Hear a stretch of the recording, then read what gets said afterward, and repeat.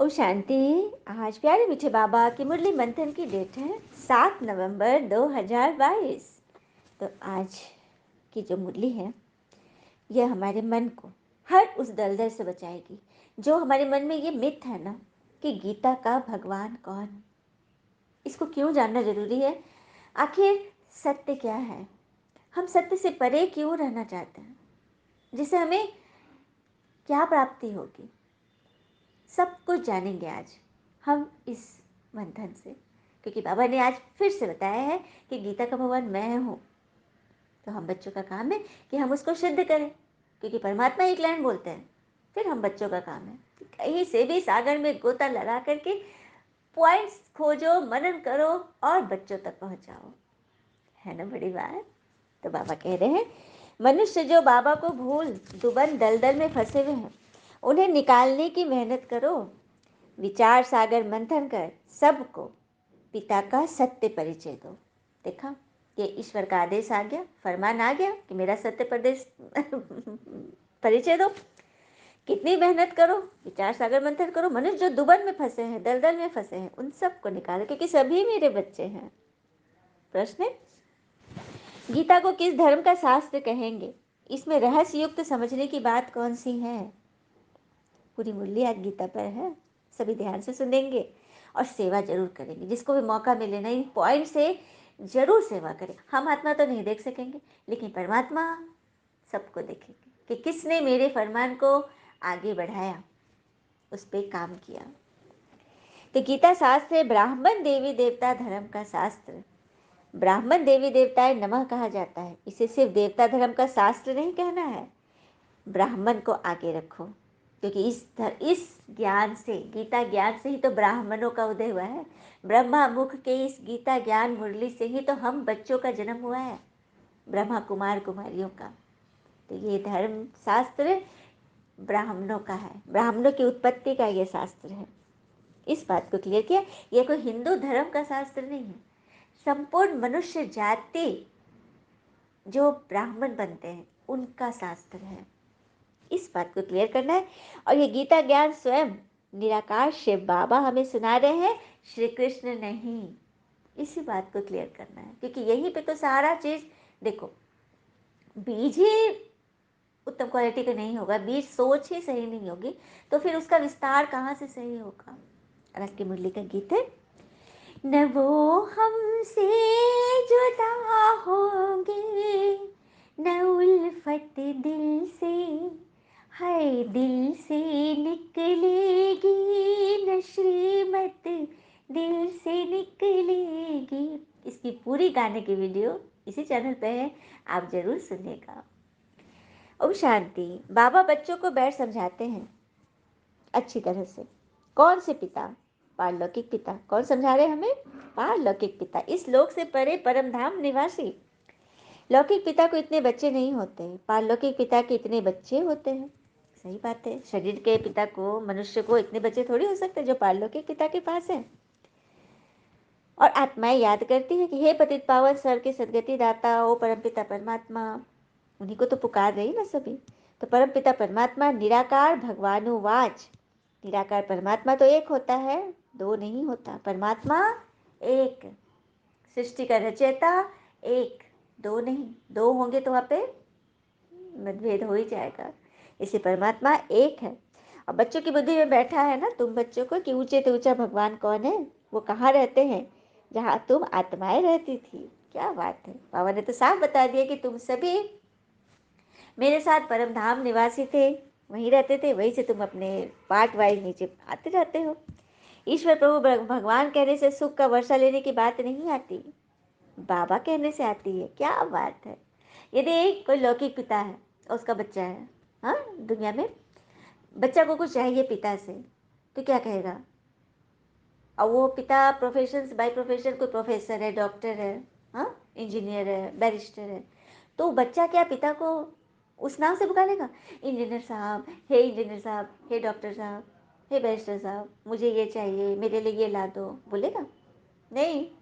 Doctor, engineer, officer वो बाहर के लिए, घर के लिए तो वो पिता है।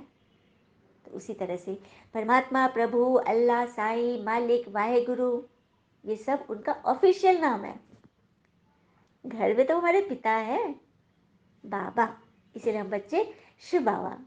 तो शिव को भी साइड करके हम कह देते हैं बाबा, जो सबसे प्यारा, एकदम फैमिलियर लगता है ना। हाँ, तो हमारे घर के, और बाबा को तो हमारी भासना ही तो चाहिए, भासना चाहिए। बाबा को ना शरीर है, ना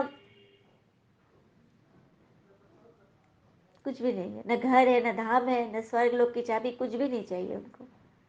वो तो निराकार है, हम बच्चों के लिए आए हैं। हाँ, फिर बाबा कह रहे कि जो भूल जो हो गई है तुम बच्चों से, उसी कारण तुम्हारी दुर्गति हुई है। बाबा द्वारा सच्ची गीता सुनने से सदगति होती है। तो पहले पहले बाप का परिचय दो, यह है मूल बात, परंतु कोई की बुद्धि में नहीं बैठता। तभी तो बाबा कहते हैं ना, पोस्टर छपवाओ, पर्चे छापो कि गीता का भगवान श्री कृष्ण बच्चा है या उसका पिता परमपिता परमात्मा कौन है, गीता किस धर्म का शास्त्र है, इन सभी बातों को क्लियर करो। तो ये ज्ञान है ब्राह्मणों का, सिर्फ ब्राह्मण धर्म का भी शास्त्र गीता नहीं है, बल्कि देवी देवता भी इसी से स्थापन होते हैं। ब्राह्मण देवी देवता धर्म का यह शास्त्र है। गीता में श्री कृष्ण का नाम डाल गीता को खंडित कर गया है, क्योंकि मेरे से बुद्धि योग टूट गया। पिता को भूल अब किस पे अटक गए, बच्चे में अटक गए। तो उस बात को क्लियर करना है ना। हाँ, चलिए हम सब सुनते हैं। बाबा कह रहे हैं कि श्री कृष्ण सृष्टि रूपी बीज का पहला पत्ता है और दूसरा पत्ता है राधा। तब ये दोनों बीज से कहा कैसे निकले, बीज परमात्मा बीज है, सृष्टि रूपी बीज, तो वो पत्ता कैसे निकल गया, कैसे निकला, जबकि परमात्मा तो अजूनी है, अजन्मा है, निराकार है।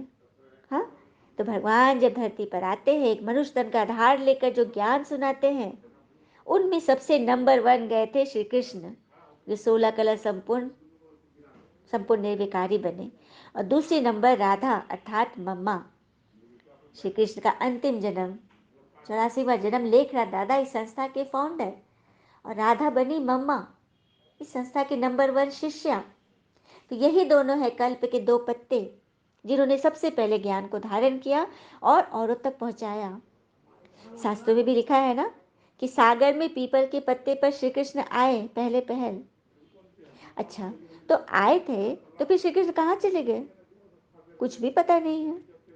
तभी तो बाबा बताते कि श्री कृष्ण गीता का ज्ञान नहीं देते, बल्कि मैं श्री कृष्ण रूपी मनुष्य को गीता का ज्ञान देकर 16 कला संपूर्ण संपूर्ण निर्विकारी बनाता हूँ। और गीता के 4थे अध्याय के अंदर पहले श्लोक में कहा गया है कि ये ज्ञान सूर्य ने पहले मनु को दिया था, ये ज्ञान सूर्य ने पहले मनु को दिया था, और मनु ने फिर इक्ष्वाकु को दिया, फिर ये ज्ञान प्राय लोप हो गया। वही ज्ञान हे अर्जुन मैं तुम्हें दे रहा हूं। तो ये तो हमको सबको पता है कि व्यास मुनि ने लिखा था ना। तो अब सोचने वाली बात यह है कि वो सूर्य कौन थे जिन्होंने सबसे पहले मनु को ज्ञान दिया, तो वही तो थे ज्ञान सूर्य शिव परमात्मा। और ये भी बात सबको याद है ना, जब गीता ज्ञान शुरू हुआ था, परमात्मा एकदम विराट रूप और लाइट चमकी थी, और अर्जुन अपने आंखों पर हाथ रख दिया था कि बस करो प्रभु, मुझसे सहन नहीं हो रहा।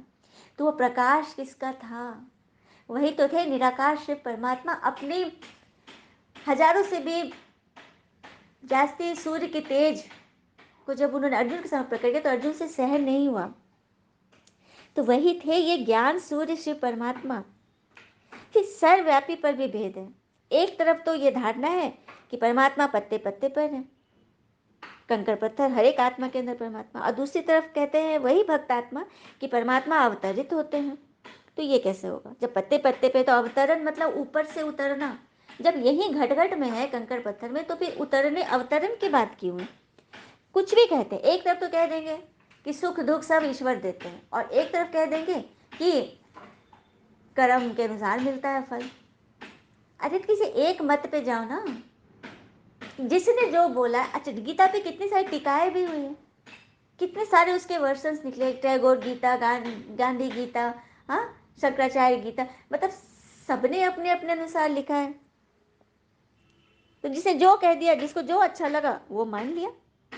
हाँ, चलिए, ये जो धारणा है कि परमात्मा पत्ते पत्ते पर है, क्यों हुआ होगा, ये एक छोटी सी घटना है जो हमें इसको क्लियर कर देगी। तो एक व्यापारी था, हुँ?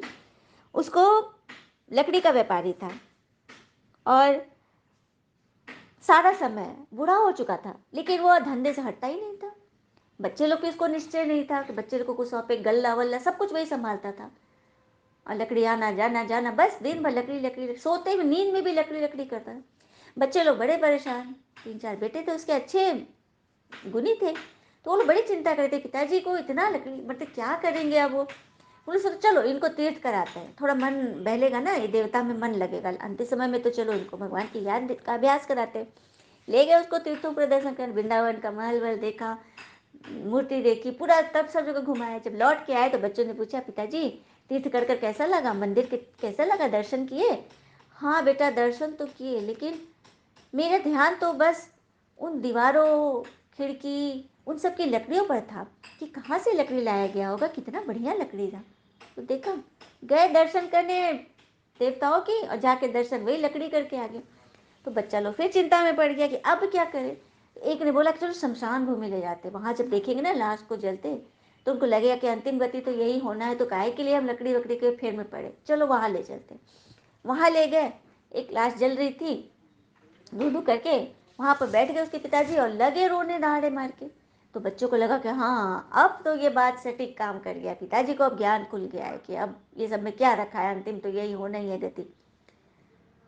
तो जब रो धो के चुप हुए तो इन लोग पूछा कि पिताजी आपको अब समझ में आ गया ना कि अब जीवन क्या है? तो हाँ बेटा, बहुत अच्छे समझ में आया। तो क्या पिताजी? यही कि शमशान जमीन भूमि पर लकड़ियों का कितना कारोबार हो सकता है, इतनी सारी लकड़ियां जलती है। अगर मैं यहाँ पर बगल में मकान बनाता और यहाँ पे लकड़ियों का व्यापार करता तो कितनी कमाई हो जाती। उनके बच्चों ने तो माथा पीट लिया कि हे भगवान, अब इनको कौन संभाले। तो देखा, ये होता है, क्योंकि जिसकी जिसमें भावना रहती है उसको वही दिखाई देती है। तो हमारे महर्षियों ने, ऋषियों ने जो सर्वव्यापी कह दिया पत्ते पत्ते पर, इसका अर्थ यही है कि उनको हर जगह शिव परमात्मा ज्योति बिंदु ही दिखाई देते थे, घट घट में। ये रहस्य है। अब एक और बात है, कई लोगों से अगर पूछो कि गीता का भगवान कौन है, शिव है, श्री कृष्ण है, तो कई ये भी कहेंगे अरे क्या फर्क पड़ता है, क्यों हम इस प्रश्न में माथापच्ची करें, किसने भी गीता गाई हो, क्या फर्क पड़ता है, हमें तो आम खाने से मतलब है, गुठली से थोड़े ना। तो इसका जवाब यही है कि यदि शुरुआत ही सत्य से परे हो, शुरुआत में ही मतभेद हो, तो उसका अंत कैसा होगा। एक छोटी सी घटना से इस बात को भी क्लियर करते हैं। एक आश्रम था जिसमें एक गुरु तो थे ही, बहुत सारे शिष्य थे। एक शिष्य को गुरु ने एक पेज दिया, बोला इसको करो, कॉपी करो। तो बोला कि गुरुजी ये तो कॉपी किया हुआ है, आप इसके ओरिजिनल स्क्रिप्ट दीजिए ना, मैं इसको कॉपी करूँगा। गुरुजी बोले कि नहीं नहीं, ओरिजिनल नहीं मिले, हम लोग सदियों से इसी कॉपी से मतलब कर रहे हैं। लेकिन बच्चा जिद पकड़ के, नहीं मुझे ओरिजिनल कॉपी दीजिए ताकि मैं सही सही कॉपी कर सकूँ, ताकि आगे सही वर्षन जाए लोगों तक। तो गुरुजी बोले अच्छा। जब नहीं माना बच्चा तो गुरुजी गुफा में अंदर, आश्रम में एकदम अंदर जाके तहखाने में खोजने चले गए, कहाँ गए उसका ओरिजिनल। काफ़ी दिन तक वो खोज रहे हैं, बहुत दिन हो गया। तो शिष्य लोग सब गए अंदर, कहाँ है गुरुजी, तो देखे अंदर जाके वो रो रहे हैं।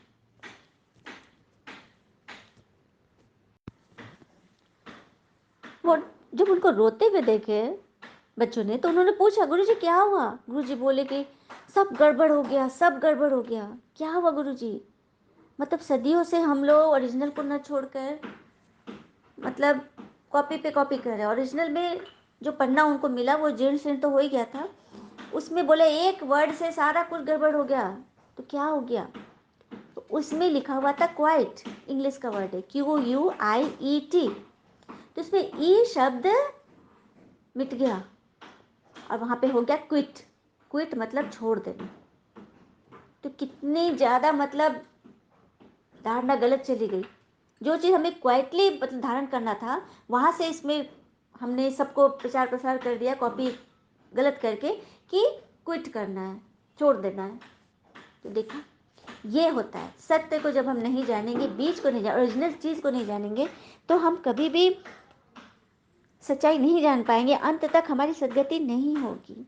और गीता के बारे में है कि सबको पता है गीता में कितने श्लोक हैं। जो गीता पाठी होंगे इस ग्रुप में भी, वो भी जानते हो कि गीता में 700 श्लोक कहा गया है, 700 श्लोक।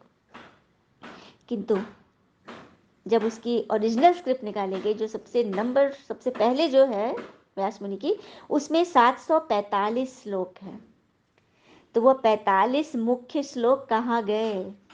उसी में तो परमात्मा की वो सारी चीज का वर्णन है कि ये गीता का भगवान श्री कृष्ण ने शिव है। वो 45 को श्लोक जब हम उसको ढूंढेंगे रियल वर्सन, तो हमें सब कुछ क्लियर हो जाएगा, सब कुछ क्लियर हो जाएगा। हाँ, और एक ये भी बात है ना कि परमात्मा हृदय में बसते हैं। हमारे महात्माओं ने ये भी कह दिया कि परमात्मा हृदय में बसते हैं।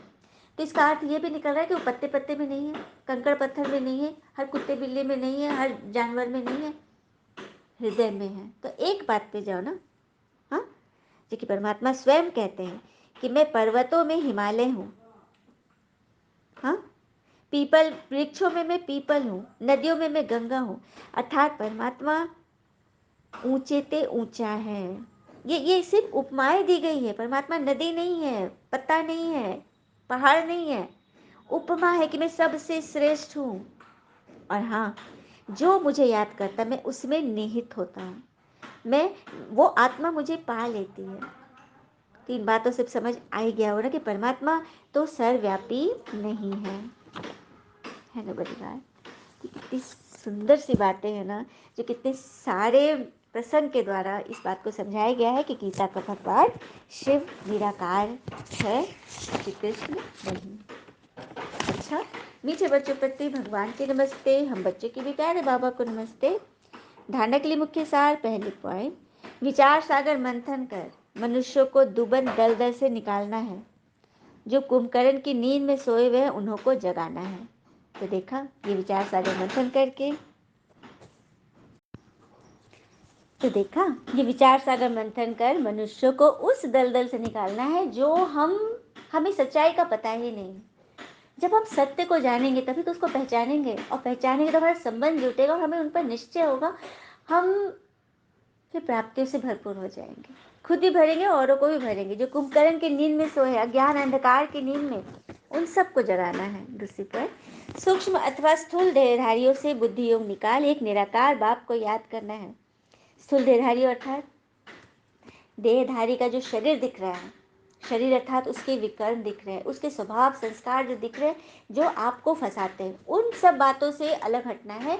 जो आपकी मनस्थिति को डाउन करता है, जो आपकी ऊर्जा को एकदम दीनहीन बना देता है, छिन्न कर देता है, उनसे बुद्धि योग निकालना है।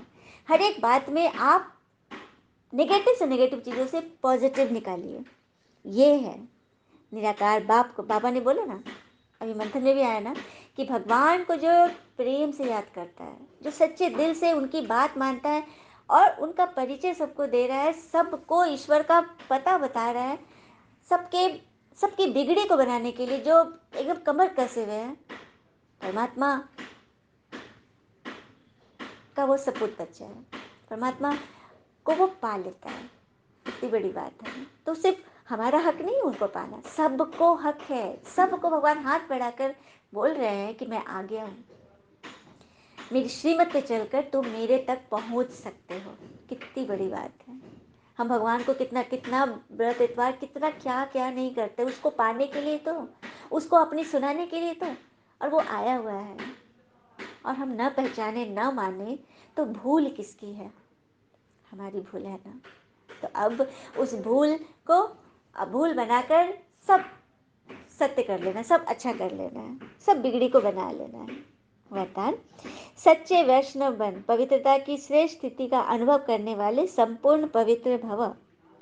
सच्चे ब्राह्मण बन पवित्रता की श्रेष्ठ स्थिति का अनुभव करने वाले संपूर्ण पवित्र भव।